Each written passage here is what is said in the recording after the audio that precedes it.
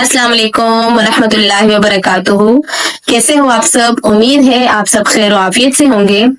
आज हम CS 621 की फाइनल टर्म की प्रिपरेशन करेंगे, जिसमें हम कुछ करंट पेपर्स देखेंगे और इनमें हम जो है MCQs देखेंगे, शॉर्ट देखेंगे और लॉन्ग देखेंगे। अगर ये वीडियो लंबी हो जाती है तो मैं इसके 2 से 3 पार्ट बनाऊंगी, अदरवाइज मैं एक ही वीडियो बना के ये पूरा एक्सप्लेन करूंगी। ठीक है, तो इसके क्वेश्चंस के रिलेटेड जितना भी कंसेप्ट होगा उसको भी समझने की कोशिश करेंगे पूरी, ताकि इसके रिलेटेड जितने भी क्वेश्चंस आए, कोई कंसेप्चुअल क्वेश्चन आए तो आप उसको बआसानी सॉल्व कर सकें।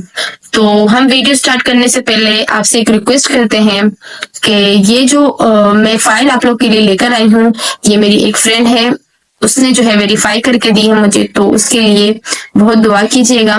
अल्लाह पाक उसको कामयाब करे और साथ हम सबको कामयाब करे, तो हम सबके फाइनल टर्म में अच्छे मार्क्स आए। और इसके अलावा अगर आप लोगों ने मेरा चैनल सब्सक्राइब नहीं किया तो मेरा चैनल सब्सक्राइब करें और मेरी वीडियो को लाइक करें। और चलें अब हम चलते हैं अपने टॉपिक की तरफ। तो फर्स्ट क्वेश्चन हमें दिया हुआ है, in dash control strategy the control function is distributed among different components in the system. तो इसमें हमें क्या कह रहे हैं कि इसका करेक्ट ऑप्शन है डिसेंट्रलाइज। तो डिसेंट्रलाइज कंट्रोल स्ट्रेटेजी में क्या होता है, the control function is distributed among the different components in the system. ठीक है, कंट्रोल फंक्शंस जो है वो डिस्ट्रीब्यूट होते हैं डिफरेंट कंपोनेंट सिस्टम्स में। ये कौन सी स्ट्रेटेजी में होता है? ये डिसेंट्रलाइजेशन में होता है। तो हमारे पास दो तरह की कैटेगरीज होती हैं इसमें, एक होती है सेंट्रलाइज्ड और एक होती है डिसेंट्रलाइज्ड। तो हम ये हैंडआउट से भी एक दफा देख लेते हैं कि ये क्वेश्चन कैसा दिया हुआ है हमें। तो मेरे पास ये हाईलाइटेड कुछ हैंडआउट्स हैं, अगर आप लोग को ये चाहिए हो तो मैं आप लोग को ये भी प्रोवाइड कर दूंगी। तो इसके लिए आप लोग को जो है ना मैं डिस्क्रिप्शन में अपने ग्रुप का लिंक लगा लूंगी, जो मेरे व्हाट्सएप का ग्रुप है, और इसके साथ साथ मैं जो है अपने चैनल जो मेरा है व्हाट्सएप का उसका भी लिंक लगा लूंगी। आप लोग वो ज्वाइन करके मुझसे ये फ्री ऑफ कॉस्ट ले सकते हैं। ठीक है, तो देखें इसमें हमें दिया हुआ है 2 कैटेगरीज होती हैं कंट्रोल स्ट्रेटेजी की, एक होती है सेंट्रलाइज और एक होती है डिसेंट्रलाइज। ठीक है, तो अब हम सेंट्रलाइज देख लेते हैं। सेंट्रलाइज में हमारे पास ये आ जाते हैं सारे।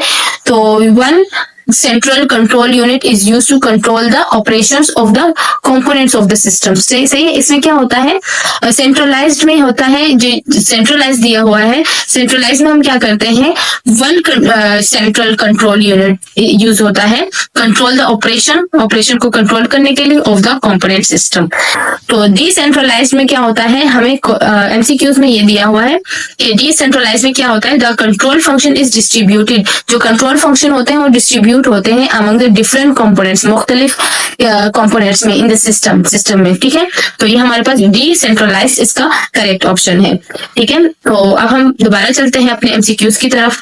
तो मैंने आप लोग को ये डीपली समझा दिया है। अगर इसके रिलेटेड आप लोग को दूसरा आ जाए जिसमें सेंट्रलाइज का पूछा जाए तो उसमें आपने सेंट्रलाइज का देख लेना है। ठीक है, आप लोगों को मैंने बता दिया कि किस तरह के MCQs आपका आ सकता है। आपको सेंट्रलाइज का MCQs अगर आएगा तो उसमें जो है यहाँ से दिया होगा कि इसमें एक सेंट्रल यूनिट होता है, और अगर आपको डिस्ट्रीब्यूटेड वाला डिसेंट्रलाइज्ड वाला आएगा तो उसमें ये दिया होगा control unit distributed among the different. ठीक है, ये वाला दिया होगा।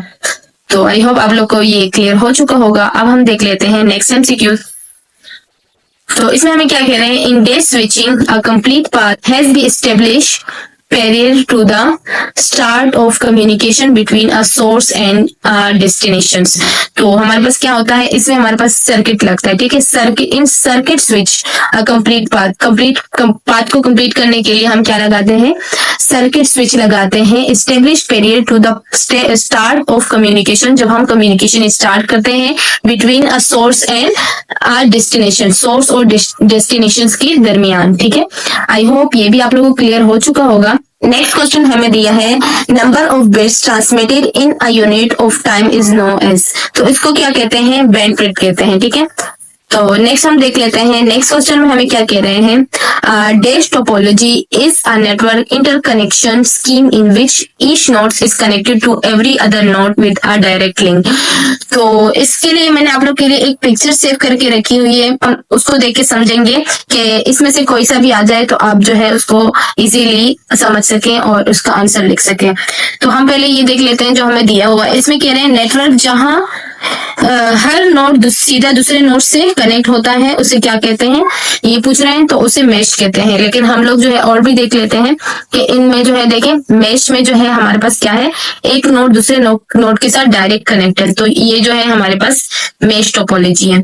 लेकिन इसमें बस टोपोलॉजी देख लेते हैं। बस टोपोलॉजी इस तरह होती है, ठीक है, ये देखें आधे नोड्स इस तरफ है और आधे इस तरफ है, इस तरफ इस तरह कनेक्ट है, तो ये बस टोपोलॉजी। और ये स्टार टोपोलॉजी, ये स्टार की तरह यूं कनेक्ट है ना, तो ये स्टार टोपोलॉजी है। और ये हमारे पास कौन सी है, ये ट्री टोपोलॉजी है। ये ट्री की तरह दरख्त की तरह यूं है, तो इसको हम ट्री टोपोलॉजी कहेंगे, ठीक है।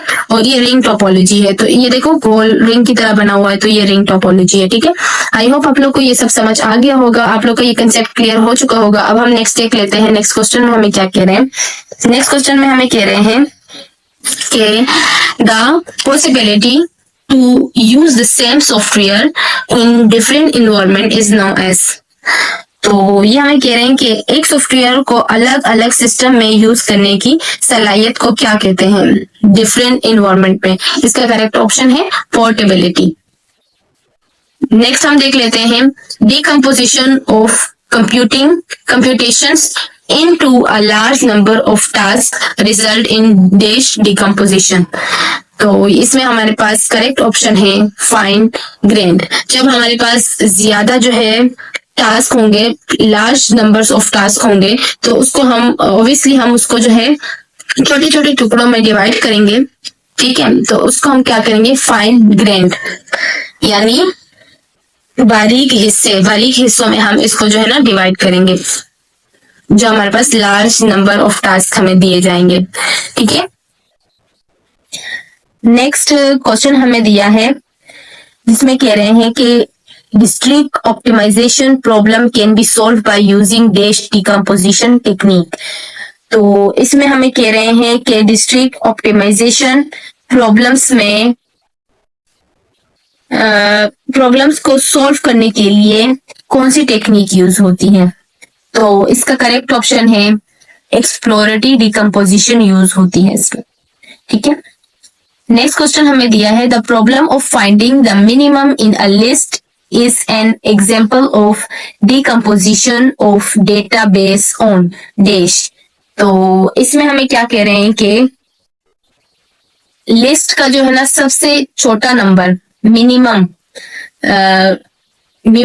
नंबर जो होगा उसे ढूंढने का काम डेटा किस तरह ढूंढता है, उसकी कौन सी एग्जांपल है इसमें, इनपुट डेटा, ठीक है। इसका करेक्ट ऑप्शन है इनपुट डेटा।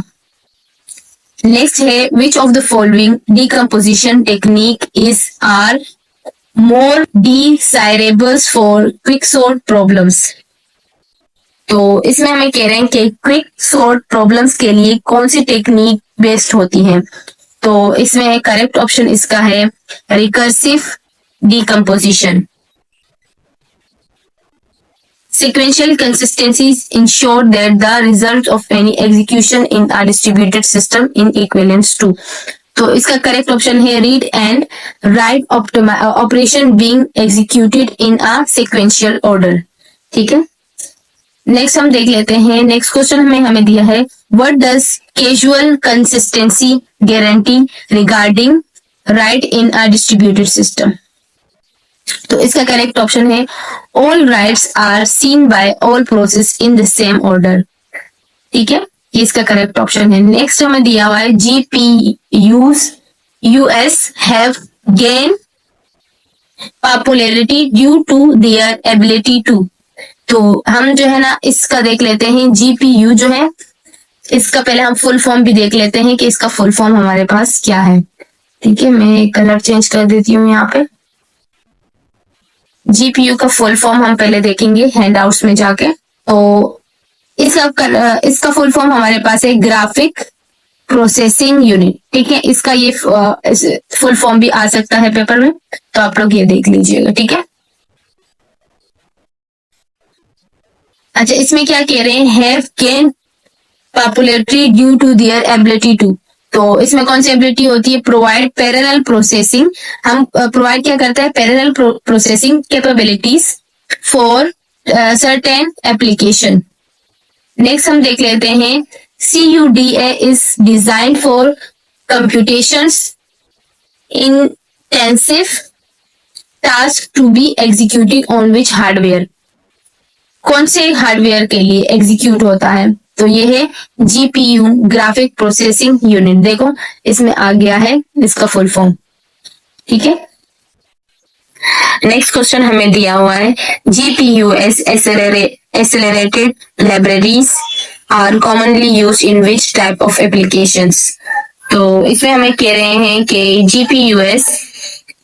GPUs को फास्ट प्रोसेस के लिए ज्यादातर किन एप्लीकेशन में यूज किया जाता है, तो इसमें है data science and machine learning. Data science और मशीन लर्निंग में ज्यादातर यूज होता है, ठीक है। नेक्स्ट हम देख लेते हैं, in message passing how do processor exchange data in a distributed memory system. तो इसमें हमें कह रहे हैं कि मैसेज पास करते वक्त डिस्ट्रीब्यूटेड मेमोरी सिस्टम में प्रोसेसर डेटा कैसे एक्सचेंज करते हैं। तो कैसे एक्सचेंज करते हैं, दे communicate through a communication network. Next हम देख लेते हैं, नेक्स्ट क्वेश्चन में हमें कह रहे हैं, what is the size of basic MPI library in term of the number of function. तो इसका साइज क्या होगा, इसका साइज है बेसिक 6 फंक्शंस, ठीक है। नेक्स्ट में हमें कह रहे हैं, इन MPI which function is commonly used to set a message from one process to another।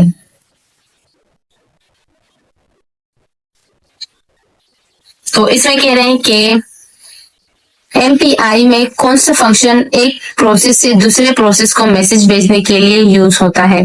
तो इसका करेक्ट ऑप्शन है MPI सेंड, ये यूज होता है, ठीक है। सेंड करने के लिए सेंड वाला ही यूज होगा, ठीक है। अच्छा, इसमें हमें क्या कह रहे हैं, नेक्स्ट क्वेश्चन हमें दिया है, map reduce is a software. Map reduce एक सॉफ्टवेयर है फ्रेमवर्क का विच support dash computing on a large data sets. कौन सा है, both parallel and distributed. Parallel और डिस्ट्रीब्यूटेड जो है कंप्यूटिंग, वो क्या करता है, लार्ज डेटा सेट से, ठीक है, उसको सपोर्ट करता है।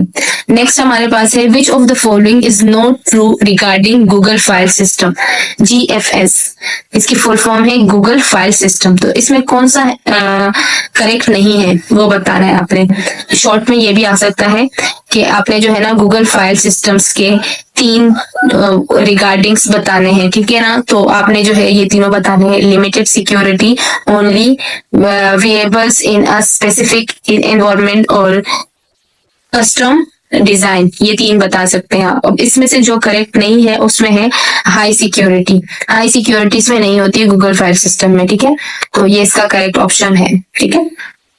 नेक्स्ट हमें दिया हुआ है, dash is a head of distributed file system, HDFS focus on the individual instance of application data और द डेटा कंटेंट।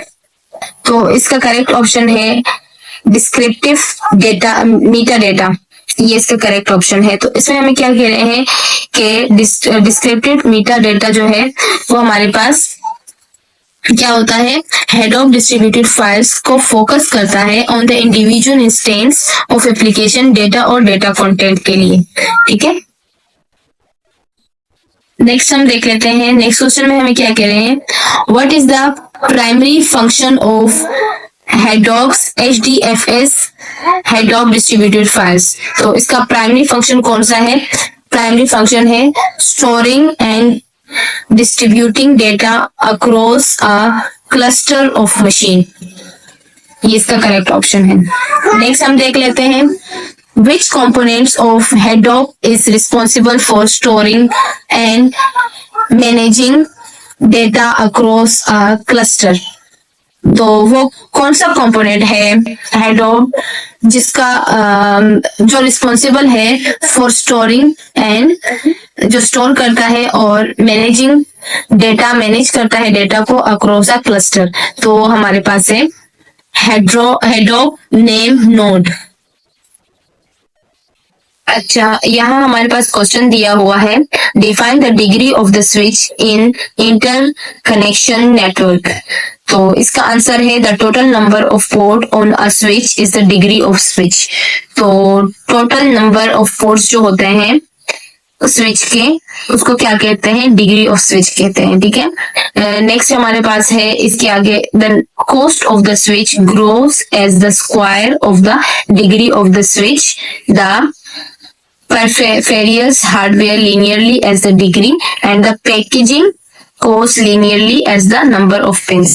तो इसमें हमें क्या कह रहे हैं कि स्विच की कॉस्ट डिग्री के स्क्वायर के मुताबिक बढ़ती है। ठीक है, और आगे क्या कह रहे हैं, हार्डवेयर जो है, हार्डवेयर और पैकेजिंग जो होती है, ये क्या होती है, हार्डवेयर और पैकेजिंग कॉस्ट डिग्री जो होती है ये पेंस के मुताबिक बढ़ती है। ठीक है, कौन कौन सी चीज, एक हार्डवेयर और एक पैकेजिंग कॉस्ट। आई होप कि आप लोग को समझ आ गया होगा। नेक्स्ट हम देख लेते हैं, नेक्स्ट क्वेश्चन हमें दिया है, बिल गेली prominent computer scientist has highlighted power efficiency and massive parallelisms as major advantages of GPUs by considering two aspects you are required to mention these aspects। तो हमारे पास दो तरह के होते हैं। फर्स्ट हमारे पास क्या है, डेटा एक्सेस रेट कैपेबिलिटी, जिसमें हमारे पास क्या होता है, डेटा जल्दी एक्सेस करने की एबिलिटी होती है उसमें। और दूसरा क्या है, डेटा प्रोसेसिंग कैपेबिलिटी, इसमें क्या होती है, डेटा को प्रोसेस करने की एबिलिटी होती है। ठीक है, नेक्स्ट हम देख लेते हैं, नेक्स्ट क्वेश्चन में हमें क्या कह रहे हैं, write down the name of the data centric consistencies model. तो हमने इसके नेम्स बताने हैं, data centric consistencies models types of name. तो फर्स्ट हमारे पास एक कंटिन्यूस कंसिस्टेंसी, सेकंड है consistent ordering of operations, third है कैजुअल कंसिस्टेंसी और फोर है ग्रुपिंग ऑपरेशंस। नेक्स्ट क्वेश्चन है, what will happen when multiple threads attempt to manipulate the same data items if proper care is not taken to synchronize। अगर multiple threads एक ही data को synchronise के बगैर manipulate करें तो गलत और बेतरतीब नताइज, इनहेरिटेंट का मतलब होता है कि बेतरतीब रिजल्ट्स इसके बेतरतीब होंगे। नेक्स्ट हम देख लेते हैं, the input output tools are the collection of system software and libraries have grow up to address input output issue, you are required to list 3 input output tools. तो ये क्या कह रहे हैं हमें कि आपने जो है ना, इनपुट आउटपुट वो सिस्टम होता है जिसमें लाइब्रेरीज होती हैं जो इनपुट आउटपुट सिस्टम को सॉल्व करने के लिए डेवलप की गई हैं। तो वो हमारे पास कौन कौन सी है, उसके नेम्स आपने बताने हैं। तो इसका आंसर है, here is the name of 3 input output tools. सही है, आई और टूल्स 3 है। फर्स्ट हमारे पास है, पहले हमें दिया है, collections of system software and libraries have grow up to address input output issues. First हमारे पास है एक पैरेलल फाइल सिस्टम, जो हमारे पास क्या होता है, जिसमें डेटा को पैरेलल प्रोसेस किया जाता है। और सेकंड हमारे पास है MPI input output high level libraries. तो MPI जो हमारे पास होता है उसमें क्या होता है, मैसेज पासिंग इंटरफेस के जरिए इनपुट आउटपुट ऑपरेशन होता है। ठीक है, और उसके हाई लेवल लाइब्रेरीज में क्या होता है, हाई लेवल लाइब्रेरीज में होता है जो कम्प्लेक्स इनपुट आउटपुट टास्क को हैंडल करती है, ठीक है। और relationship between these are not always clear, choosing between tools can be difficult. तो ये हमें क्या कह रहे हैं, इन टूल्स के बीच में बीच का रिलेशन हमेशा क्लियर नहीं होता, ठीक है, नॉट ऑलवेज क्लियर। तो क्या करना चाहिए हमें, और इनमें से कोई टूल चूज करना मुश्किल हो सकता है हमें, choosing between tools can be difficult. Next question देख लेते हैं। Do you think a parallel run time of a program can be evaluated asymptotically as a functions of input size? Only justify your answer in either case. तो इसमें हमें क्या कह रहे हैं, क्या पैरेलल प्रोग्राम के रन टाइम सिर्फ इनपुट साइज से एवेल्यूट हो सकता है? जस्टिफाई करें आंसर को ईदर केस में। तो analytical modelling basics, the parallel runtime of a program depends on the input size, the number of processors and the communication parameters of the machine. तो ये क्या कह रहे हैं हमें, parallel run time input size, processors और communication पे depend करता है, ठीक है। और sequential algorithm is evaluated by its runtime, its general asymptotic runtimes as a function of input size. तो sequential algorithm को रन टाइम सिर्फ इनपुट साइज पे होता है, ठीक है। आई होप ये भी आप लोग को समझ आ गया होगा। नेक्स्ट हम देख लेते हैं। Write down any 5 interconnection network properties in parallel and distributed computing. तो ये 5 जो है हमें बतानी है। तो इसमें क्या कह रहे हैं, following are 5 interconnection network properties in parallel and distributed computing. 5 properties of interconnection network in parallel and distributed computing. Here are 5 की प्रॉपर्टीज। तो ये अगर ये शॉर्ट में आ गए तो आप सिर्फ नेम लिख सकते हैं, topology, latency, bandwidth, scalability, fault tolerance, ये नेम लिख सकते हैं। लेकिन अगर ये शॉर्ट में आ गए तो नेम लिखेंगे, लॉन्ग में आए तो आप इसकी थोड़ी सा इसको एक्सप्लेन भी करेंगे, ठीक है। तो एक्सप्लेनेशन के साथ मैंने ये दिया हुआ है ताकि आप लोग जो है अगर आपको लॉन्ग में आ जाए तो आप ये पूरा एक्सप्लेन कर सकें। तो सबसे पहले हम टोपोलॉजी देख लेते हैं। टोपोलॉजी में क्या होता है, मैंने आप लोगों को ये पहले भी बताया था, the structure of arrangement of nodes and links. इसमें क्या होता है, स्ट्रक्चर्स को अरेंज किया जाता है नोड्स और लिंक्स में, such as mesh, torus and hypercube. It determines how nodes are interconnected. तो नोड्स और लिंक्स का अरेंज जिसे मेश या हाइपरक्यूब कहते हैं, ठीक है। नेक्स्ट हम देख लेते हैं latency, the time it take for a message to travel from the source और टू द डेस्टिनेशन। लेटेंसी में क्या आ जाता है हमारे पास, मैसेज का ट्रेवल टाइम, ठीक है। नेक्स्ट हमें दिया हुआ है बैंडविड्थ, इसमें हमारे पास आ जाता है the amount of data that can be transmitted over a link in a given amount of time. तो इसमें हमारे पास आ जाता है डेटा ट्रांसफर की कैपेसिटी। स्केलेबिलिटी में क्या आ जाता है, the ability of the network to handle an increasing number of nodes without sufficient performance degradations. तो इसमें क्या आ जाता है, ज्यादा नोड्स हैंडल करने की एबिलिटी आ जाती है।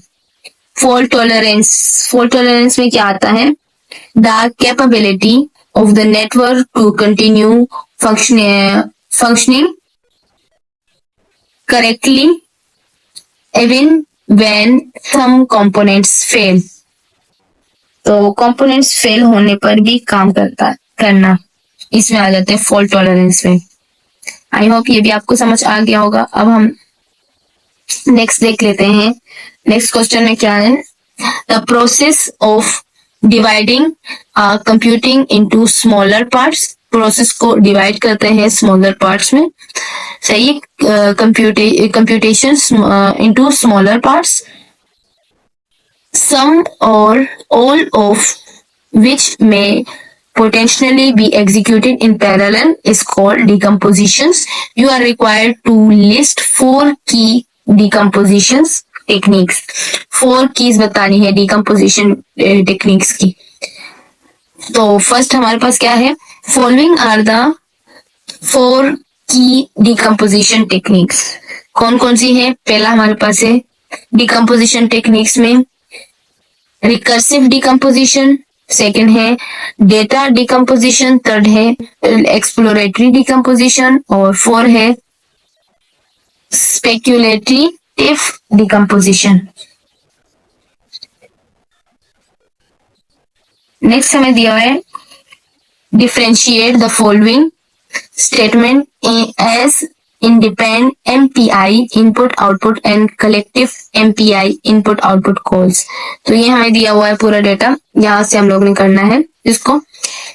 इसका आंसर है independent MPI IO. सही है.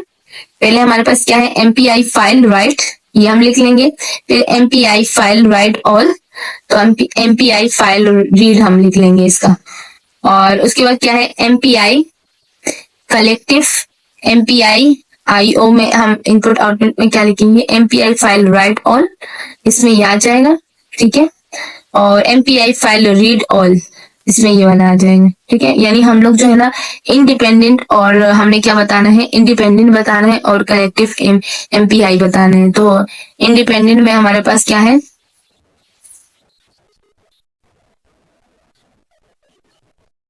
इंडिपेंडेंट में हमारे पास आ जाते हैं एक ये वाले MPI इनपुट आउटपुट. इंडिपेंडेंट में ये दोनों बताने से इनमें से हमारे पास इंडिपेंडेंट में आ जाएंगे फर्स्ट में ये और ये वाला. ठीक है. और इसमें कलेक्टिव में हमारे पास आ जाएंगे ऑल वाले, जिसके एंड में ऑल लिखा होगा, ये वाले हमारे पास कलेक्टिव में आ जाएंगे. बस यहाँ क्वेश्चन से ही देखकर इसका आंसर लिखना है, इतना मुश्किल नहीं है, बहुत इजी है. ठीक है. बस एक दफा आप समझ लें तो आपके लिए बहुत आसान हो जाएगा. कि जहां पर इंडिपेंडेंट वाला होगा उसमें हमारे पास ये वाला आ जाएगा, ये और ये वाला आ जाएगा. ठीक है. और ऑल वाले जो दोनों है ना वो हमारे पास कलेक्टिव में आ जाएंगे. आई होप आप लोग को ये समझ आ गया होगा. नेक्स्ट हमारे पास MCQs है. अब हम MCQs देखेंगे. Much of the effort associated with a writing correct threaded program is spend on dash concurrent threads. तो ये हमारे पास है synchronizing. नेक्स्ट हमें दिया है which of the following can be used to overcome the overhead of pulling for availability of locks. तो इसमें है try lock function. Next question हम देख लेते हैं. नेक्स्ट में हमें दिया हुआ है the length of the dash in a task dependency graph is called the critical path length. तो ये हमारे पास होता है लॉन्गेस्ट पाथ. ठीक है. नेक्स्ट है हमारे पास ये वाला क्वेश्चन ऊपर भी आ चुका है तो मैं दोबारा एक्सप्लेन नहीं करूंगी इसको. नेक्स्ट हम देख लेते हैं keep in view of a resistor file system identify which of the following provides file server. कौन सा है जो हमारे पास हमें प्रोवाइड करता है file server and network request handling for one और मोर लोकल होस्ट. तो ये हमारे पास है ऑब्जेक्ट स्टोरेज सर्वर. तो OSSP आप लोग देख लें कि इसकी फुल फॉर्म है ऑब्जेक्ट स्टोरेज सर्वर. और इसी की तरह एक दूसरा क्वेश्चन आएगा लेकिन यहाँ पर उसमें चेंजिंग होगी. ये वाला क्वेश्चन इसमें हमें क्या कह रहे हैं, keep in view of register file system identify which of the following store file data को स्टोर करने के लिए ये हमारे पास है चंक्स ऑफ फाइल. तो इसका करेक्ट ऑप्शन है ऑब्जेक्ट स्टोरेज टारगेट OST है इसका करेक्ट ऑप्शन. ठीक है. Which of the following is not true regarding POSIX input-output interface? तो इसका करेक्ट ऑप्शन है many way of describing collective access. Next है which of the following is not a true regarding MPI input-output? तो इसका correct option है provides a high level interface. Next हम देख लेते हैं aggregate smaller read write operations into larger operation is an example of, ये किसकी example है, buffered input output. Next है the time elapsed between the beginning and the end of its executions on a sequential computer is known as, तो ये है serial runtime. Next है speed up, S is computed by, तो इसका हमारे पास formula होता है S is equal to O N upon log N. ठीक है, हमारे पास इसका फॉर्मूला है, आप देख लीजिएगा एक दफा, मैं जूम इन कर लेती हूँ. ठीक है, ये इसका फॉर्मूला है.